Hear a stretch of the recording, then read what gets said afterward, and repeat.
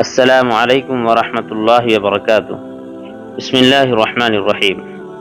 عن ابی ہریرہ مرفوعا بادروا بالاعمال سبعا ما تنتظرون الا فقرا منسیا او غنى مطغیا او مرضا مفسدا او هرما مفندا او موتا مجهزا او الدجال فإنه شر منتظر اب الساعۃ فالساعۃ ادہی و امر۔ یہ روایت حضرت ابو ہریرہ رضی اللہ تعالیٰ عنہ سے مروی ہے، جس میں نیکی کے کاموں میں جلدی کرنے کی ہدایت دی گئی ہے۔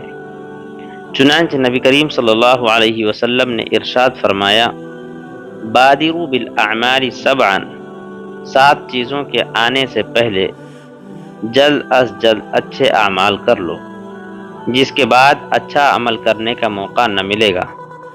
اور پھر ان 7 چیزوں کو ایک دوسرے انداز میں بیان فرمایا، چنانچہ فرمایا ما تنتظرون الا فقرا منسیا، کیا تم نیک عمل کرنے سے ایسے فقر و فاقے کا انتظار کر رہے ہو جو بھلا دینے والا ہے؟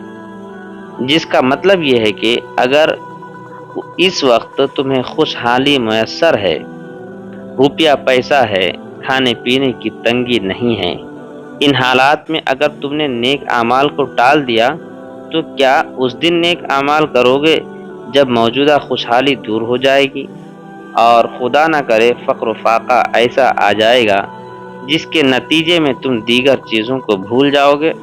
کیا اس وقت نیک عمل کرو گے؟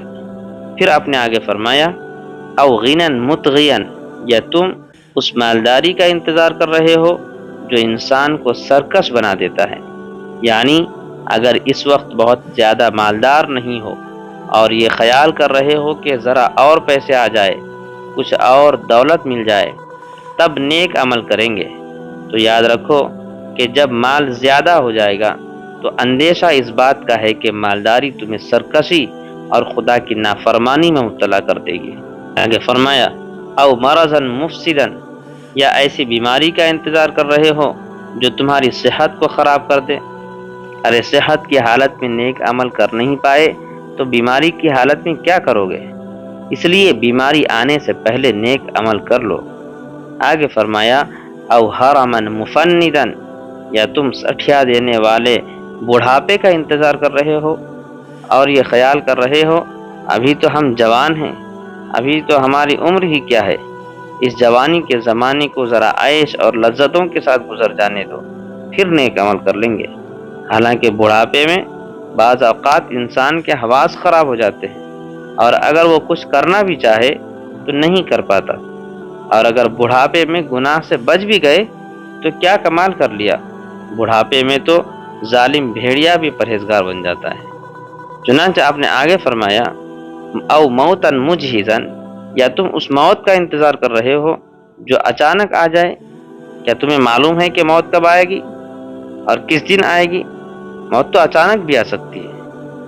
آگے فرمایا اب الدجال فإنه شر منتظر، یا دجال کا انتظار کر رہے ہو اور یہ سوچ رہے ہو کہ ابھی تو نیک عمل کرنے کے حالات سازگار نہیں ہیں، تو بتاؤ کیا دجال کا زمانہ سازگار ہوگا اور پھر دجال ظاہر ہوگا تو اس فتنے کے عالم میں نیک عمل کر سکو گے؟